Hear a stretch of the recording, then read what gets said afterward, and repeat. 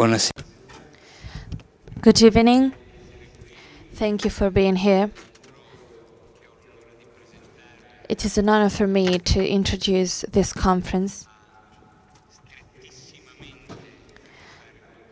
And this conference is closely related to this meeting's title, because it is about a face in the arts with and it is about two exhibitions. First of all, a face opened in the sky, which is dedicated to the unique work of art, which is the Monreale Cathedral and the Christ Pantocrator. And the second exhibition is an exhibition called Now Now, organized and promoted by Casa Testori. On my left, there's the founder of Casa Testori, Giuseppe Frangi.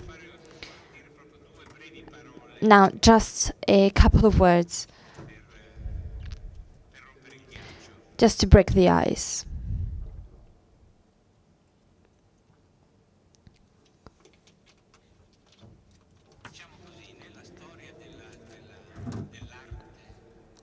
In the history of art, at least in the history of Western art, the one that we know,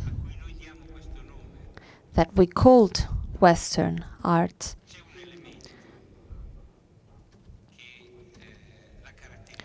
there's a precise element that characterizes it and characterizes the work of all the artists, whether they're contemporary or not.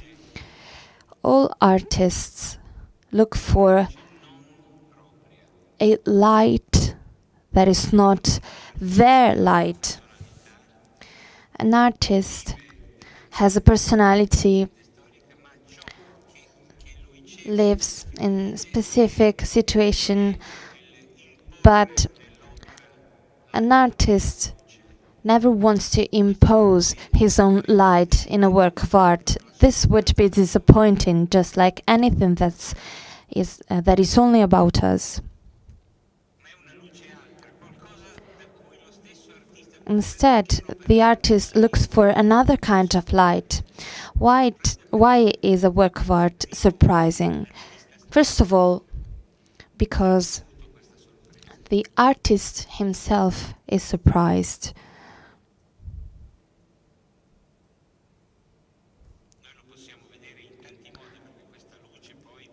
And this can have many forms. Just think about the Matisse's paintings, where the light is a happy and pleasing light, or there's also a tragic light, like in Velázquez's painting.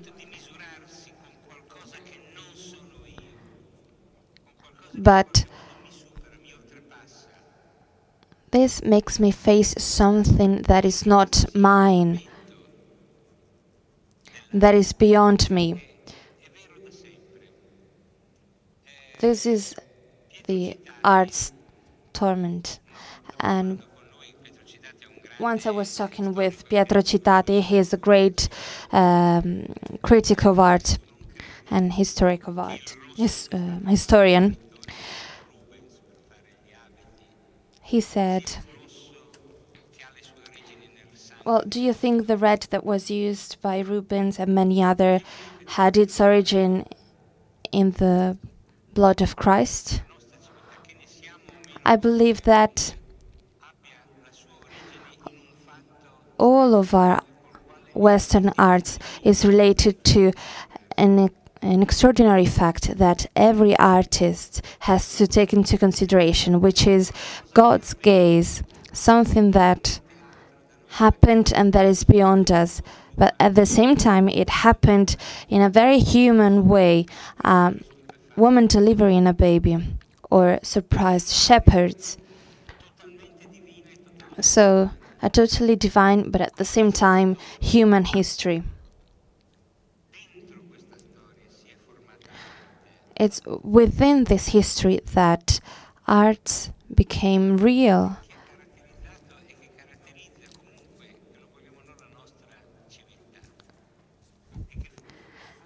Within this history, art started shaping our culture and our civilizations. It is an honor for me to have here two of the main witnesses of this.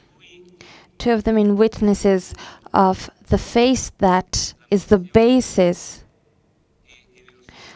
of the ambition and at the same time of the poverty that making art is. Because making art is like kneeling down before something that's happening. So I'd like now to give the floor, first of all, to Monsignor Michele Pennisi, Archbishop of Monreale, and then to Mr. Giuseppe Frangi, art critic for several newspapers. I won't list all of them. And he's also a journalist for the monthly newspaper Vita, Life. Now I'll give the floor to Monsignor Pennisi. Sorry if I'm not very good at this, but we're talking about great things.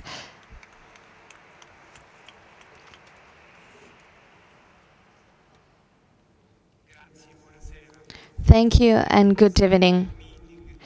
This year's theme of the meeting is linked to one of which he was poetry. Your name was born from what you gaze upon. It is about the Veronica who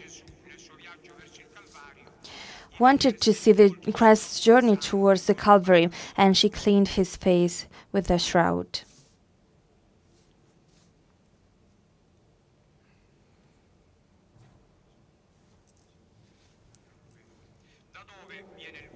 So where does this face come from? This is the question Rimini Meeting wants to answer, and a question that is shared by all of us. Without a face and without a name, we cannot look at anything or enjoy anything. Our name was born from what we gaze upon. Ecco, da ciò che si fissa. Ecco, la grande mostra sul tesoro di Monreale, appunto. And there's an exhibition here called A Door Opened in the Sky, which tries to answer the meeting's question. And Emilia Guarnieri explained this by using the face and the gaze of the Pantocrator, the beautiful mosaic of Christ Pantocrator. Looks at you when you enter the church, and you stare back at it. Christ looks at us and gives us a name so that we can find our name by looking at him and by staring at him. Before the Pantocrator, our deepest part is revealed. But we're not by ourselves, but we have a relationship with the whole. Monsignor Cataldonaro wrote, there's a monument created by the Christian faith, a religious building where it's evident that looking for the face of Christ is basically following Christ, then this building is the Monreale Cathedral. The face of the Christ Pantocrator within Monreale's cathedral has the same traits as many other paintings of our Lord and many other paintings on the other walls of the cathedral. The artists used the same face in every single painting and mosaic. So this face accompanies the visitors, and Christ's face, as well as the saint's face, repeat Christ's face.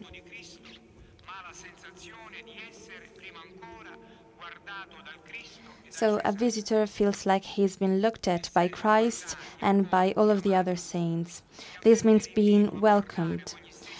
And at the same time, a visitor feels the urge to stare back at the gaze of Noah's and Abraham and all of the saints and many others. This happens when someone else looks at us and we let these gazes, these eyes look at us.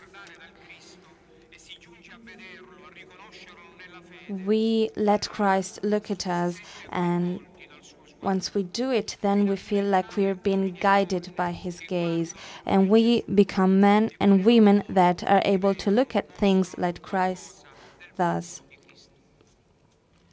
And in this way, we can show something about Christ's gaze and Christ's face. The project of Monreale Cathedral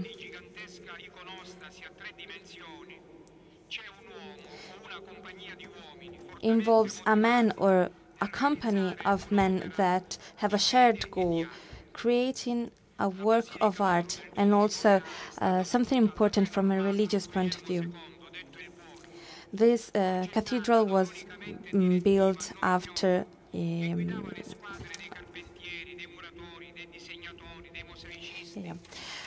so William II started the construction of this cathedral, and also a very important part was played by the Benedictine monks that came from Tirreni. Here you see King William.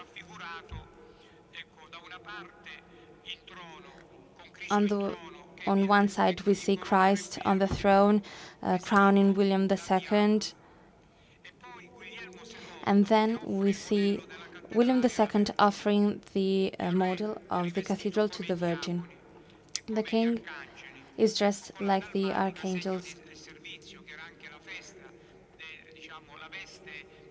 It was also the clothes of all of the Byzantine emperors. We don't know whether William's face is actually this one that is represented in the mosaic. Nonetheless, it is an incredibly beautiful face, and it is made beautiful by the one looking at it, because he had a new goal given to him by Christ and by God. We can see that he is surprised because our Lord made him a believer and a loved king. Everything shows us how, starting from creation, salvation leads us to heaven.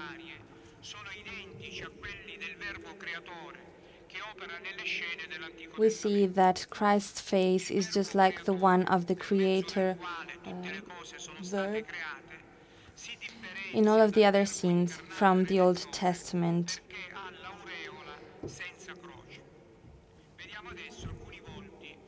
Let's now look at some faces in Monreale.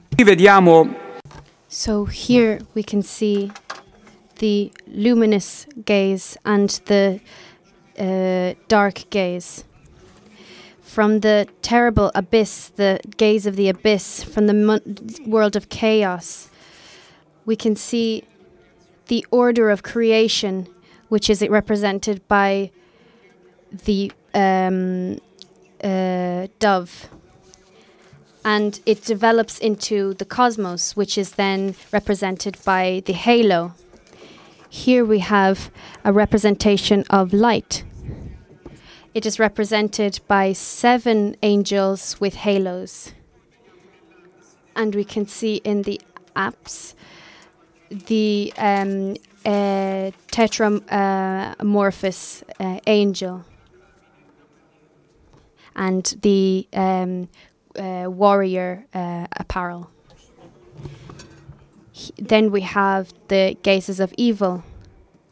These are the demons are the body, the black and the black body and the black face. We have the exorcism of the Syrophoenician woman's daughter. The demon during Jesus' temptation and the fall of Simon Magus and the demons that sustained this heretic. This representation shows God creating man in his likeness and image.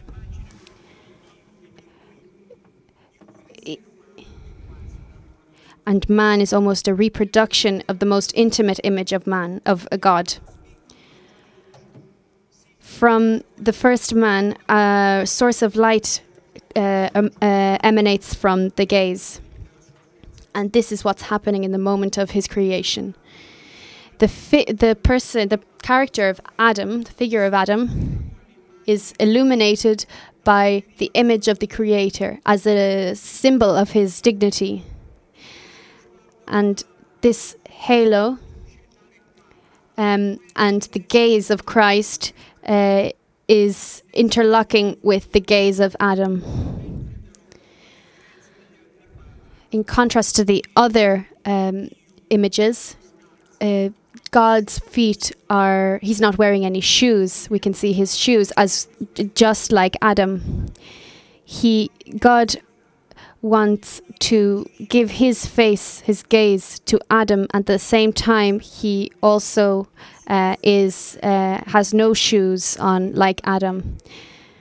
So to be a Christian means to live like God and protect nature. And we can see, in the middle image, the animals that God entrusts to Adam.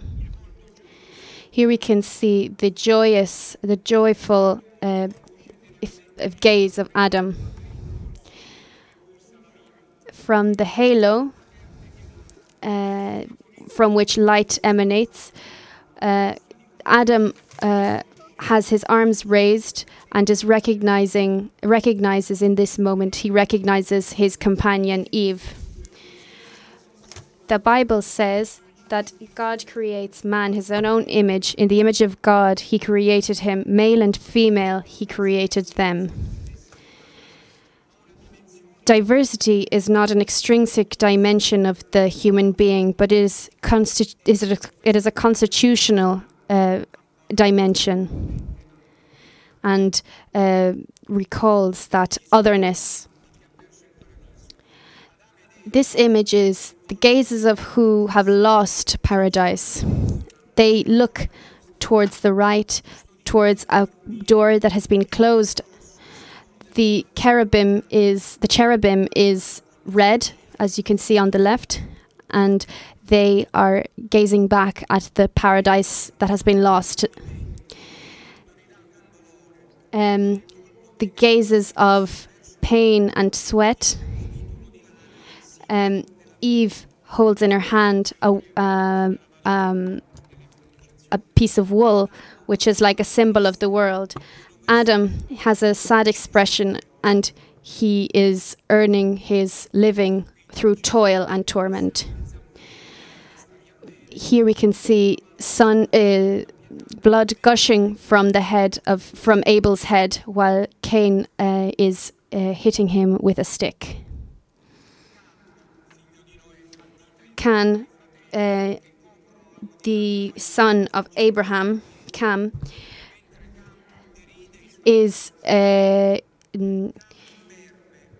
is pointing and scourging his father. This is similar to Judas betraying Christ with a kiss in the New Testament.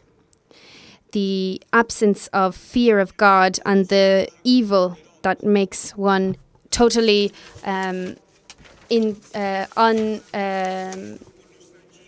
unaffected towards evil. Here we have the nostalgic face of Lot, the wife of Lot, who looks towards Sodom and is transformed into a salt statue. The current image is the brave face of he who fights with God. Jacob fights with the angel, and he is victorious. He fixes the angel, and he receives his new name of Israel. The red cross dominates in every image and wants to give more drama and infuse the painting, the mosaic, with more drama. The begging faces, we can see an artistic experience, a Sicilian artistic experience, which is richer. And this work is indebted to the Benedictine monks. The bleeding woman who touches the mantle of Jesus and is cured. The blind man who is begging. The lepers who are in a begging stance. Jesus healing the infirm woman and the two blind men.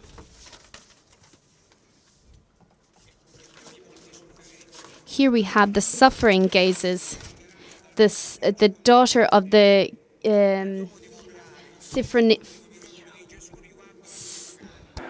La figlia della Cananea. The Syrophoenician woman's daughter.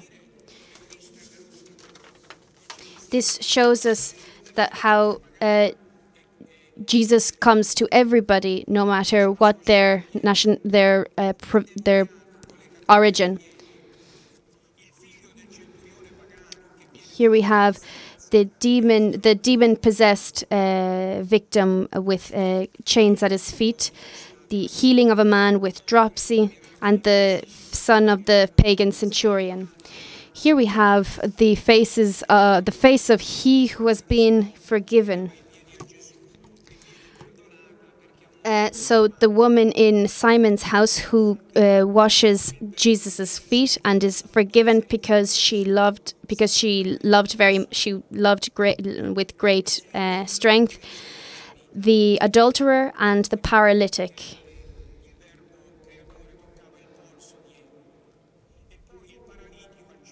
And the paralytic in the center, who is brought down by his friends from the roof. These are the faces, the gazes of those who have faith. This is Noah, who obeys the command of God and builds the ark. Abraham, who accepts the sacrifice of Isaac. And in the entrance arch, we have Mary's face, who's turned towards Gabriel. Mary is a new Eve who holds in her hand this red wool, which is like the new veil of the new temple. Mary is therefore like a new Eve. And then we have the faces that are full of glory. In the Monreale Duomo, we have a long series of men and women saints, Oriental and Latin saints. On the first level, we have Holy Mary at the center, who is the paradigm of of holiness and of purity. She is wearing a blue mantle and red because she is both human and also divine. She is participating in the liturgical assembly. The archangels Michael and Gabriel have in their hands a sphere with a cross in their hands, which are symbol of the Eucharistic bread. And then we have the apostles, for example, Peter, who has in his hands the keys of paradise, and Paul, who has the Gospels in his hand. the evangelists John and Matthew. Matthew, we could say,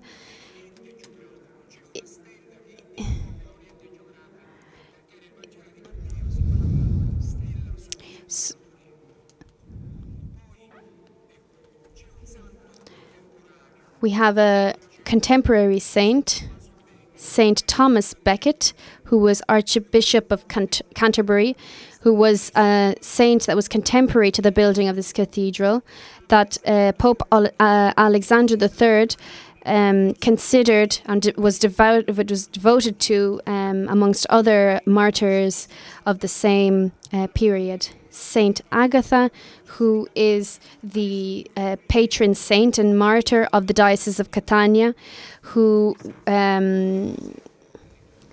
is then accompanied also by Saint Anthony, the desert hermit. These figures are all standing and are oriented towards the liturgical assembly. This is the true gaze, the true face. We can find it on top of the arch, in an arch on top of Christ the Pantocrator. It shows the suffering face of Christ, archetype of the suffering of man. The icon of the Pantocrator is linked to the relic of the true icon, Vera Icona, which is like the giant figure that is not an idol, but the reproposition of the true image, the true human image of God, divinely printed in Veronica's shroud, Veronica's linen cloth. And finally, the volto massimo, the maximum human gaze of the Pantocrator, who embraces and contains all of the universe. His gaze is penetrating and he has a sweet smile, who gazes into men looking up to it. So the blue is, we have blue and red in his tunic. So this represents his human and divine nature. He is king, and this is inscripted in the cross. The scripture that he's holding says, "I am the light of the world." And this is a fundamental theme for the Duomo of Monreale, the theme of light. And in fact, on the 15th of August, which is the day in which the church was consecrated to the Assumption of Mary, that's when the light from the sun comes in and illuminates the whole church. And this is why it was also built especially for that reason.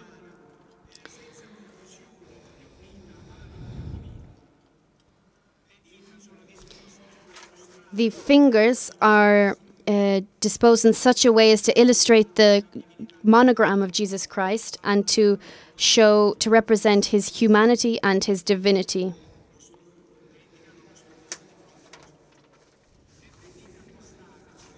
The three fingers that are together signify the unity and the Trinity of God. The eyes, which are penetrating and very large, express mercy. These mosaics were conceived so that believers may be overwhelmed and feel not only that they are looking at Christ, but that they feel looked at by Christ himself. And in conclusion,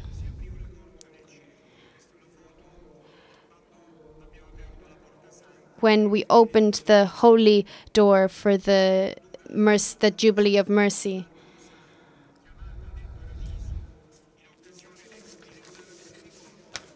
the opening of the holy door of Bonanno Pisano, which is also called Paradise. When we saw this, I was really struck. It provokes us today. And every time that I celebrate the Divine Liturgy, I feel I'm in communion with Mary, the angels, and the saints who become visible in this golden cathedral.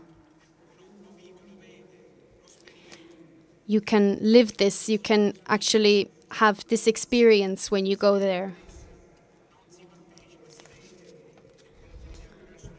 They say even in Sicily, you don't participate, you see the Mass when you go to this church. The exhibition curated by Professor Vagnoni of the University of Freiburg enables us to go through the same experience, the same journey that the Benedictine monks experienced, showing us, and he wants to show us that the cathedral is not only a building, but gives an experience, enables us to have an experience.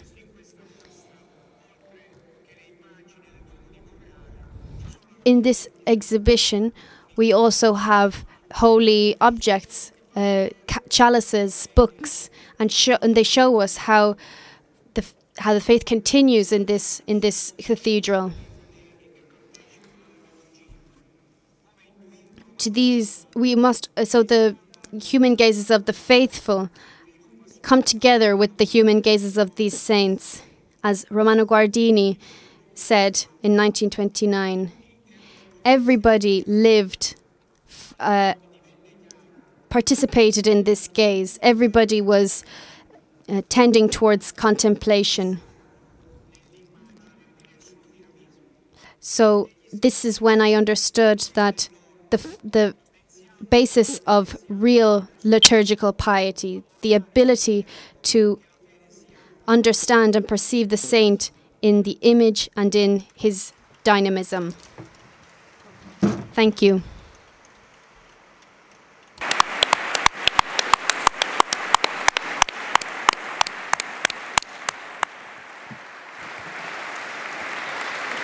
Grazie Monsignor Pennisi per questa che è prima di tutto una grande testimonianza. Thank you, Monsignor Pennisi, for your testimony, which is basically the experience of men that were looked by Christ in that way, because only he who is looked at that way can look at others that way. Only that person can do something like this. You said something, actually, Father Nicola said that could you please repeat this anecdote for us? Yes. He said, if there's this beauty and if this beauty exists, God cannot be absent. He has to exist.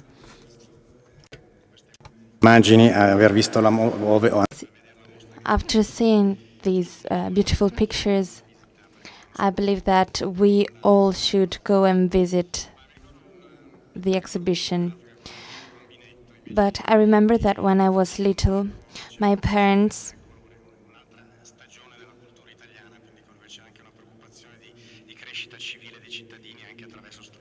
and my teachers tried to organize activities and to write small books. One of these collection of books was called The Art Tells.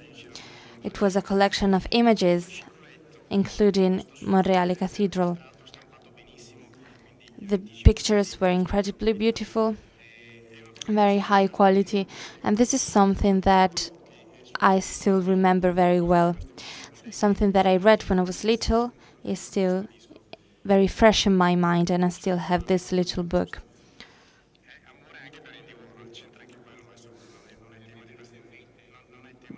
but this is not this conference's theme.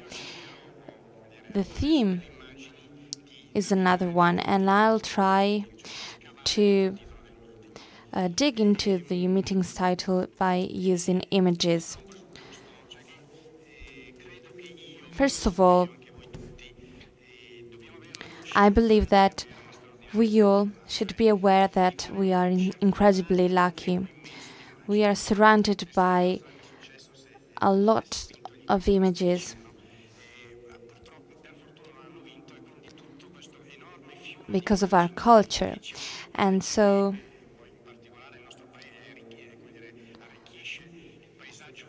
we have these images that are part of our culture, part of our heritage, and we're so lucky that we can look at them. And they remind us of this beauty that has deep roots and that goes back to this fact that happened thousands of years ago. Without this fact, all the history of art wouldn't exist. This is a real and fascinating experience, Christianity, which is communicated through the senses. For example, touch, sight, and sight especially is my favorite, which is also the meeting's theme.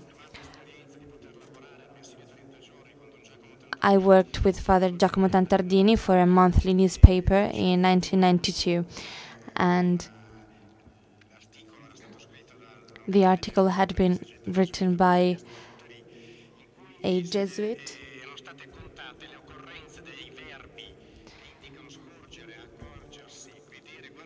and it included the list of all the verbs that mean to see in John's Gospel. And especially in the 20th chapter, such verb was more frequent than the verb to love. So this shows us the importance of sight and of seeing in our faith.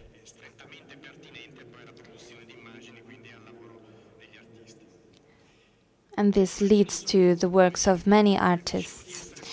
As I was saying, I believe I'm very lucky because images are a gift that history gave us and God gave us at one point. Just believe that it is thought that Saint Luke was a painter. In some paintings you can see Saint Luke painting the Virgin Mary.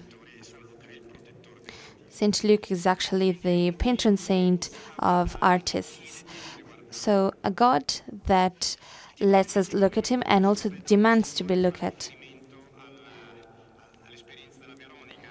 The title relates to the experience of the Veronica who cleaned the face of Jesus. There's a lot of images about this episode, and I chose one in particular, El Greco's Veronica, painted in 1580. Now it is in Toledo. And I chose this because El Greco was born in Crete. He came to Venice. So he came from the Eastern world and moved to the Western world. And then he lived in Spain during the golden century of Spain. So this is why I chose this particular painting.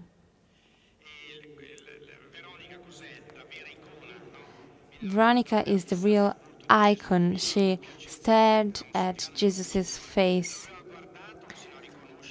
She looked at it until she saw in it the very roots of her being. And also she created an image of Jesus' face by cleaning it. So she enables us to look at Christ's face. Here is the detail of Christ's face on Veronica's linen. Despite what the words may make us think, despite what words could make us think staring at something is actually a dynamic experience. It should not become something static or one of our projections. It has to be lived as a dynamic experience.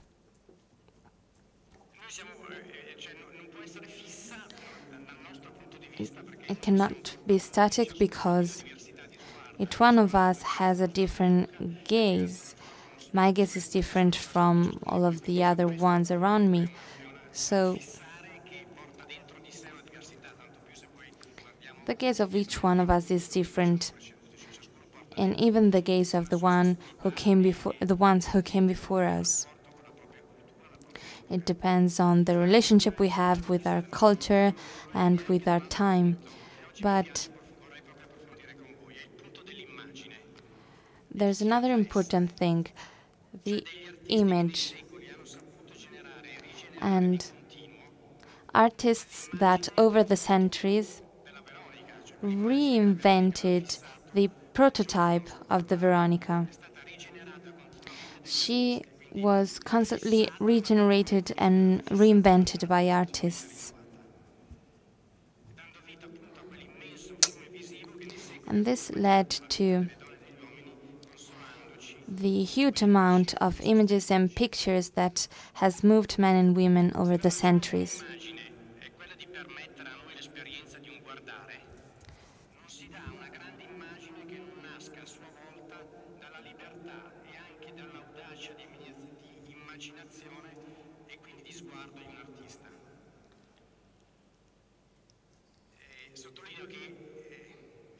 I'd like to stress one point, even though it may sound like a provocation. What makes a work of art stand out is the ability to make the experience of looking not a repetition of something, but something new. Because even the mosaics that we've just seen have something new. Brave choices were made. They are a bit different from the Byzantine tradition. A great work of art has something that has never been seen, something unexpected. For example, Thomas's gaze in this painting by Caravaggio, which is now in Germany. He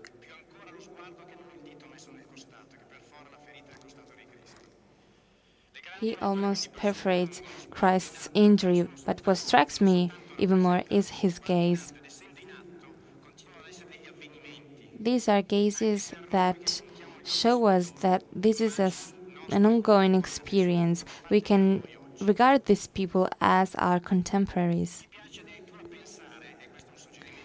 I also like to think, as Pope Francis said in Mexico, that the works of art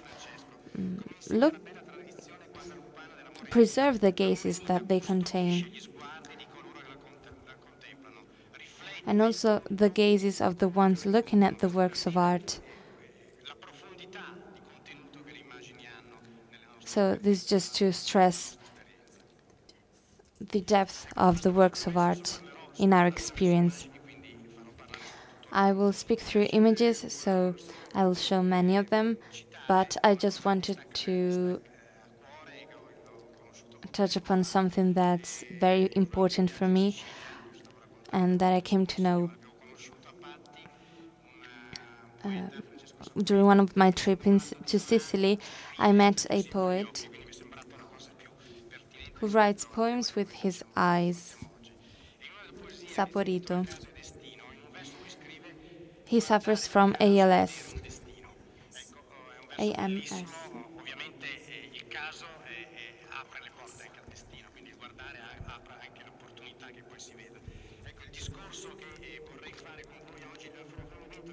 And this is just unbelievable for me, all through his eyes. So what I'm trying to do with you now is trying to look at the details We will only go through the details because we don't have enough time to go through everything. But this is a gift that history has given us. How could we not start from Giotto?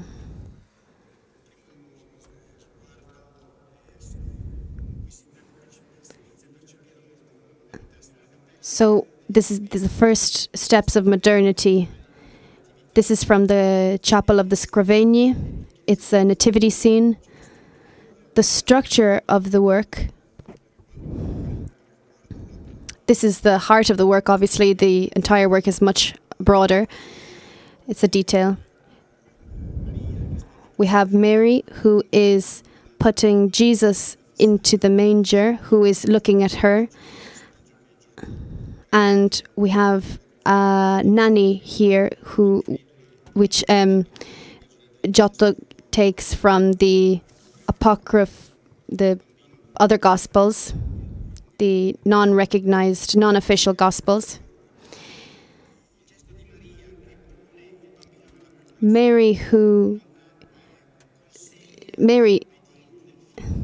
is almost as if she is obeying Christ through this gesture. This gaze is much more than just a mother looking at her newborn. It is a much more intense gaze of love that does not want to possess. We could explain the concept of virginity through this image. So she is loving but not possessing Christ at the same time.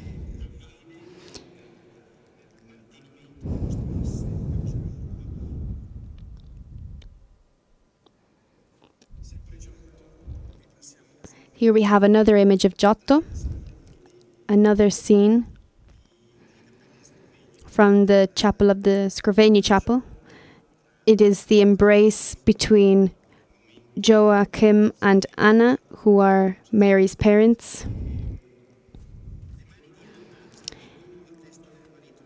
Anna's hands are caressing his face and his beard. So it's Anna who's taking initiative. This is kind of a daring stylistic choice here that Giotto has taken. And we can see her loving eyes gazing on her husband. The two faces they're actually touching each other. They're not only close, they're touching. So it's a very tender but also very physical gesture. I think this is an amazing image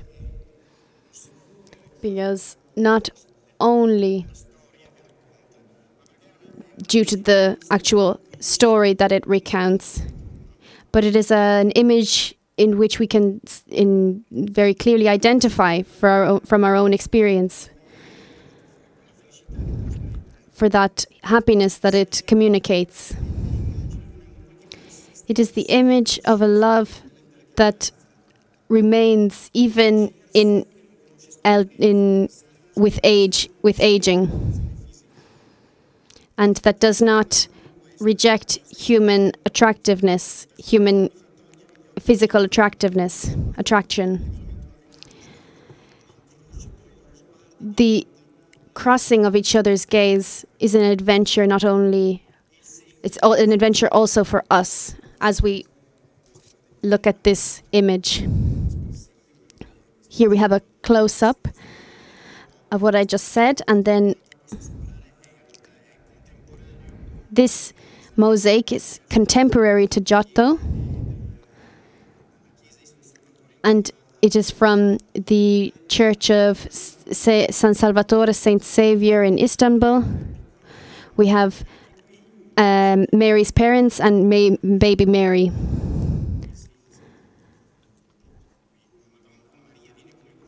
And Mary is almost enclosed by her parents. And we can see how her parents are caring for her but there is also they are also linked through their gazes. They're looking at each other, and this not only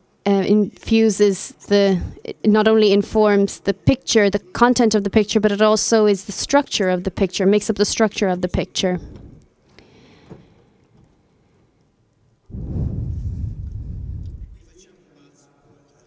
And here we take a jump into time.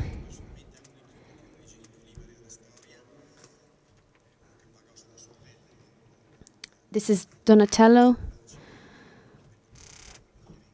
He was actually exiled from Florence.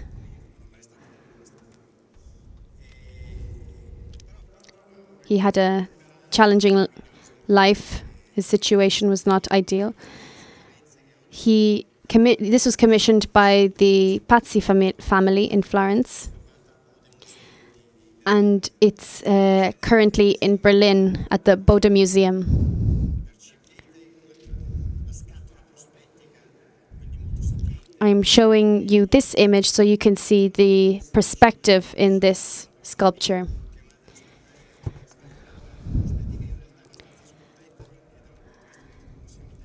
Actually, the perspective here is mathematically not traditional. It's, you could say, incorrect.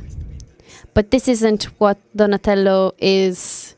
The mathematical accuracy of his perspective is not what interests him, but it is that the focal point be the gaze between the mother and the son and Christ in this image.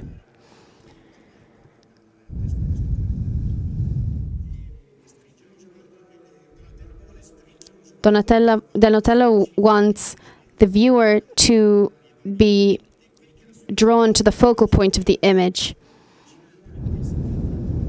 and to let the viewer imagine the intense relationship between them.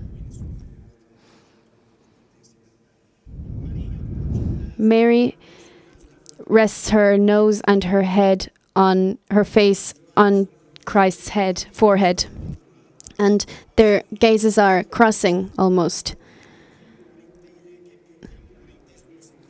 And it is more than just maternal love here.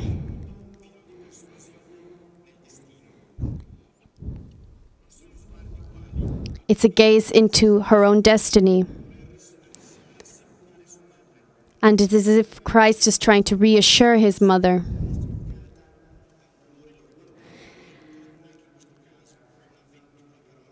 Which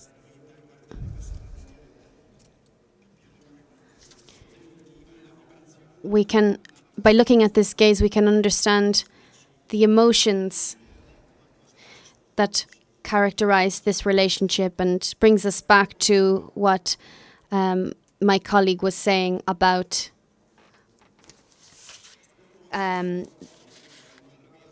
what Pennisi was saying about Monreale. This is a Madonna from the period of Raphael's period, Raffaello.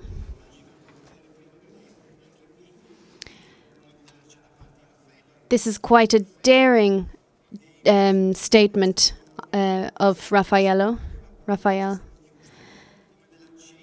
Her mouth is not quite completely closed. It's almost as if she's kissing the baby.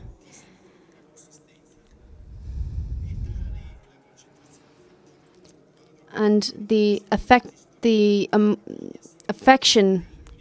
the concentration of affection in this picture is expressed by this way that in which Raphael depicts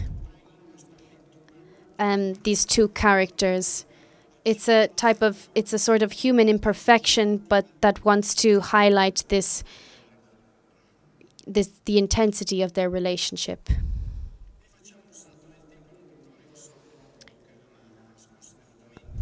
Here we go on. We have a couple of centuries later. It's a picture by Velázquez.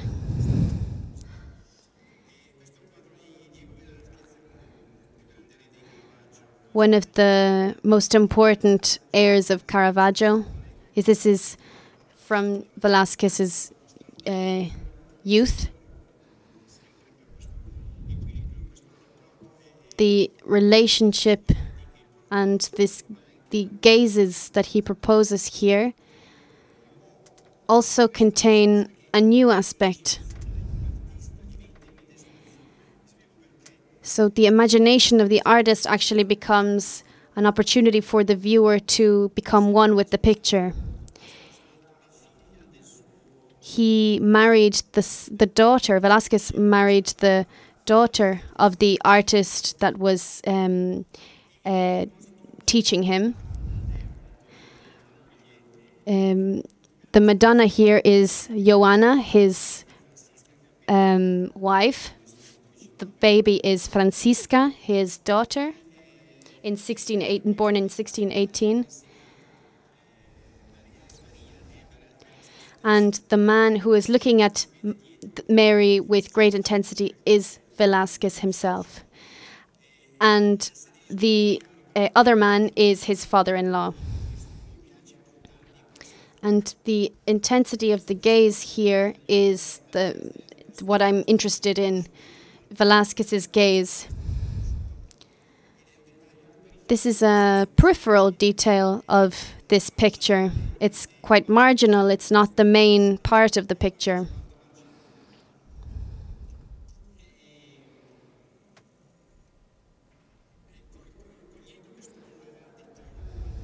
This collateral detail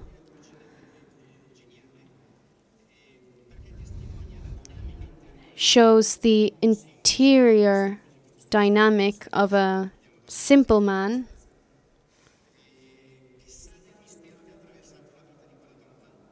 who knows about the mystery that came into that young woman's life. It's a purity which does not belong to him, but is a purity that reflects upon him and reflects upon us as we look at it. Velázquez, that gaze of Velázquez comes from the beautiful gaze in Caravaggio's work, The Woman and the Pilgrims. Caravaggio has this special gift of capturing the simplicity of the faith of Roman peasants. And they look at Mary. This is something that we can understand only by looking at the picture. Their devotion. This is Vermeer, genius of the 17th century Dutch art. He makes up the minority, the Catholic minority of artists in Holland. We have Christ with Mary and Martha. Here we have the triangle of gazes again. Mary is looking at Christ and Christ is looking at Martha and is trying to tell her about the position, the correct position that Mary had. And let's look at Mary's expression. It is a gaze that is absolutely absorbed by Christ's presence.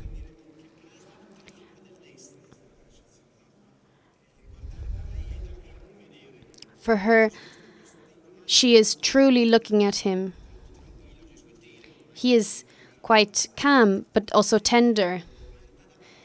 Martha, on the other hand, is recognizing, she looks like she has recognizing this correction that Christ is offering her. There's no emphasis here, there's no obvious signal, but it is this discretion. We are witnesses of this discretion.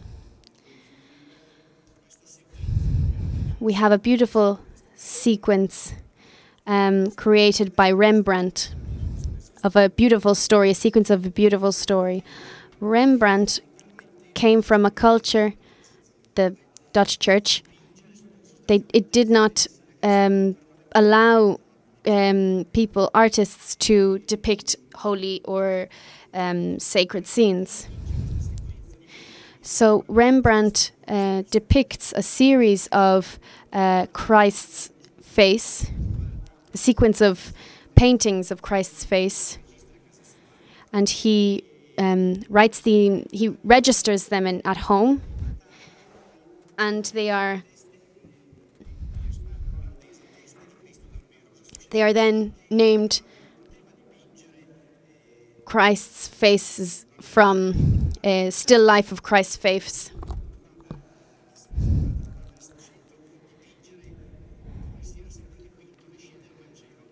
So he didn't follow the traditional way of painting gospel scenes, but he asked to have models to pose for him, to pose as Christ for his paintings, to pose as if they were Jesus Christ. So this is what he paints. What brings him to do this? What is Christ looking at in these pictures? The only passage in which Rembrandt explains what no one has ever explained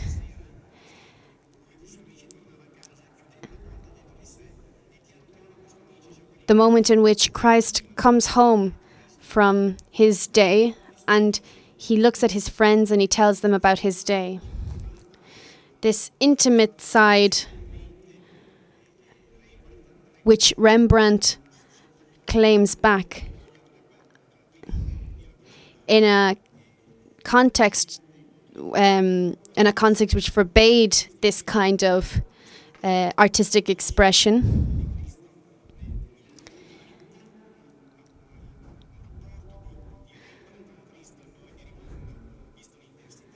So the relationship between Christ and his friends is similar to the relationship between Rembrandt and Christ, which is he is depicting and becomes an adventure for us as well. It reflects towards us. This is the last image. There's a moment in which a new gaze comes into the picture.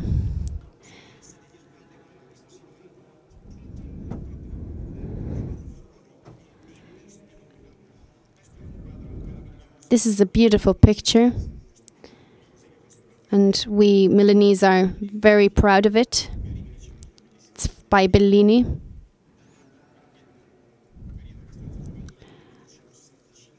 (1465) was the date of this, the inception of this painting. We see the terrible gaze of suffering of Mary, who is at his shoulder. And on the right, we have Saint John, who, instead of looking at the scene, he is looking outside of the scene, as if he's invoking mercy from the viewers, from outside of the picture.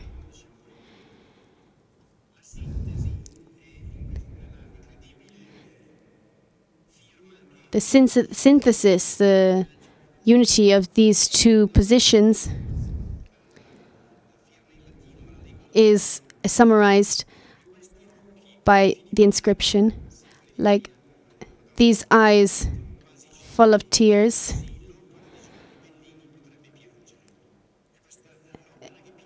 the painting of Bellini could itself begin to cry and weep in front of the pain of Christ.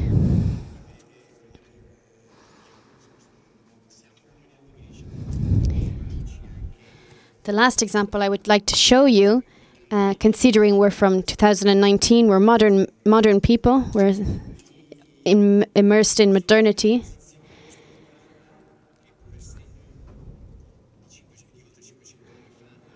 This is dated 150 years ago. It's in a small village. It's a masterpiece in this small village. I recommend you go and visit it. This is the Visitation. You can see the embrace, the coming together between Elizabeth and Mary, and the difference in the gazes of both of them. Elizabeth is maternal and understanding, and Mary is almost penetrating her with her intense gaze. This jewel of the village of Pontormo. We also have two women looking at us, which actually has a worried gaze. They both have worried gazes, and they are contrasting to the gazes in the foreground. It is a gaze, their gaze is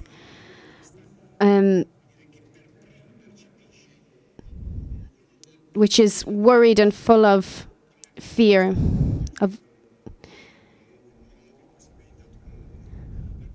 which symbolized the crisis of modern man.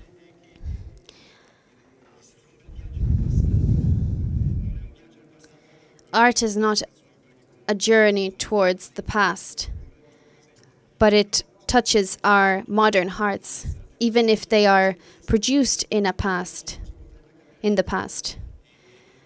But they speak to what happens today in the present. And this is a challenge that we must take on.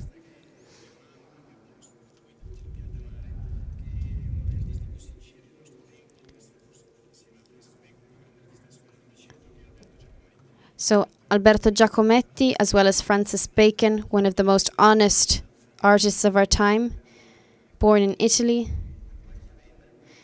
on the border of Valchiavenna. These are some of his sketches that Giacometti drew of Christ Pantocrator. They are images from the past. This is an image of a Christ from a Passion.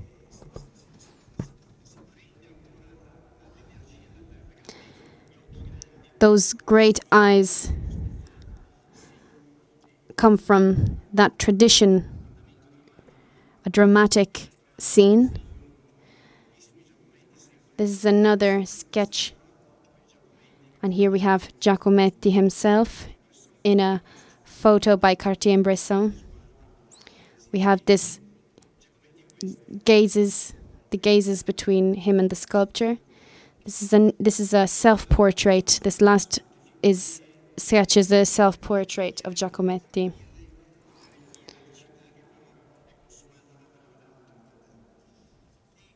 Here we see solemnity, but at the same time, these sketches are fraught by the crisis of modernity.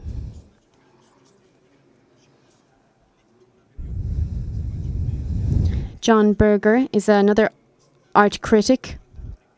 He wrote a book called On the Subject of Looking. He writes about Giacometti. He was very faithful to his time. Art for Giacometti is a form of prayer, a way of making the absolute closer without touching it. It helped him to get closer to the ideal of truth. If we stare at a picture, the picture stares back at us. This is true for any portrait. Sometimes we feel we are being observed by portraits and that they are following us, no matter for example, in an art gallery. But we are aware of the gaze coming towards us from the picture. This gaze is maybe similar to the trace of a prayer. It can be compared to a prayer. I hope that this journey which I have brought you on is not something that has to do with the past, something suspended or abstract, but it has to do with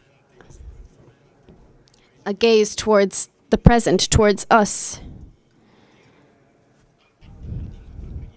and to enable us to understand and stutter a prayer.